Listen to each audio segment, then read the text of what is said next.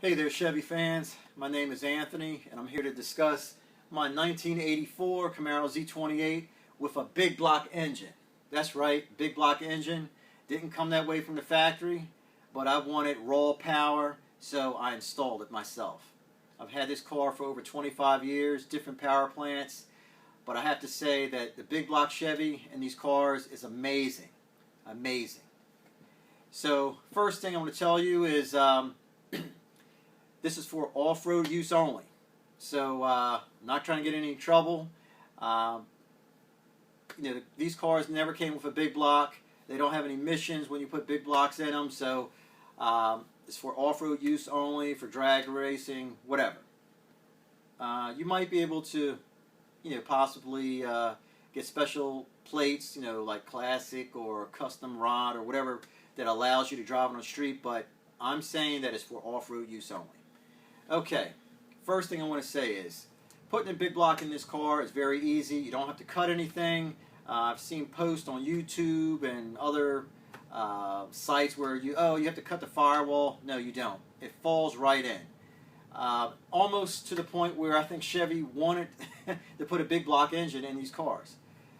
Okay, as far as exhaust. Okay, let's start from first thing you should buy. Hooker sells the swap headers for this engine swap. It's part number 2226. It's super comp headers for big block engine swap in the 82 Camaro Firebird. So buy those headers. Could you use manifolds? Yes, but I'm pretty sure everybody here is a drag racer. You want to go as fast as you can. Put the headers on the car, okay? It's made for the swap. Makes it a lot easier. Okay, so I'm pretty sure everyone on this, who's watching this video knows how to change motors and, put a new engine in or whatever, so I'm not going to go into what's needed to change an engine. Just want to say that get the headers. As far as the engine and frame mounts, use the factory. You don't have to change the frame mounts that are actually attached to the frame, the subframe. Leave those intact. You're going to take your engine mounts off your small block car, bolt them to the big block. They bolt right in the same location, okay? Transmissions, your drivetrain. Could you put a big block behind a stock transmission and rear? Yes, you could. I don't recommend it. It's not going to last that long. So I would recommend buying an aftermarket transmission and an aftermarket rear. I have a TCI race trans in my car. It's a turbo 350, but it can hold the power that I'm making with the big block. It bolts right, to the engine. And my rear, I have a Ford, it's a Curry Ford 9-inch rear, bulletproof rear. So, for Chevy guys out there, if you want to get a 12-bolt, Moser sells them, and I think Strange, but beef up the drivetrain. Also, put some frame connectors in, and you don't want to twist this car apart with the torque of a big block. Okay, now, you know about the headers. Hooker, part number 2226. You can use the factory engine and frame mounts.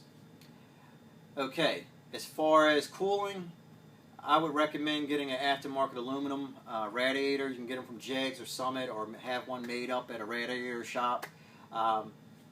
And put electric fans on it. You could use a mechanical fan, the ones that bolt to the water pump, but I prefer electric fans. You're not using any horsepower to turn the fan. So, you want to go as fast as possible. Alright, heater box. Could you put a big block in these cars that have AC? Yes, you can. But it's going to be very tight when it comes to changing spark plugs, and the header is going to be really close to the box. So what I did was I took out my AC box and I bought a heater box cover for a non-AC car. All of these cars didn't come with AC. There's some cars that did come with non-AC. So look on eBay, junkyards, whatever. Buy that heater box and install it. Bolts right in, goes over to a factory hole that's on the firewall. Now you have plenty of room to work on the car. Okay, put the engine in. Everything bolts up. I mean, it's a very easy swap. And I just want to make a note.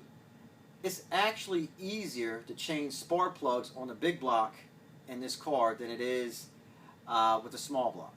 Just want to let you know that because of the way the headers come out of a big block. It's, you know, one tube, and then you have a spark plug, then another tube, so plenty of room. It's actually easier to change the plugs. Okay, if you're using power steering, just want to say that if the engine that you're putting in, if it comes out of a truck or a car or whatever, and the power steering is already bolted to the engine, that's great. Now you don't have to worry about finding a bracket or whatever. Just use the factory bracket that bolts the power steering to the big block. The only thing you're going to need to do is, these cars, a lot of the threads were metric. The power steering hose that goes into the power steering, the end of it, the threads are metric. No big deal. You don't have to get a special water pump, power steering pump. All you need to do is change out the nut on the back of the power steering. The input is designed for a standard thread because 9 times out of 10, the engine that the big block engine that you pull out of a car or a truck is probably from the 70s or early 80s or whatever, and it's probably standard thread. But anyway, just to let you know, unscrew that nut that has the input for the power steering hose. Take the one from your factory car, which is metric, and screw that in. Now your metric power steering hose will screw in to the power steering pump. So you have that taken care of. You can use a mechanical fuel pump or electric. It doesn't matter.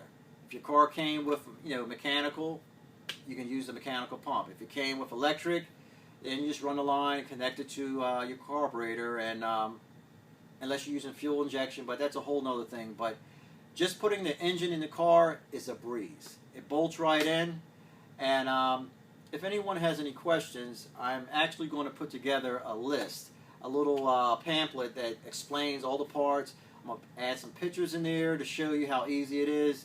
And feel free to, on this post, if you have any questions, I can answer them. Like I said, I've done it. You've seen some of the videos on YouTube. You see me doing a burnout, and you hear this car running. I love it.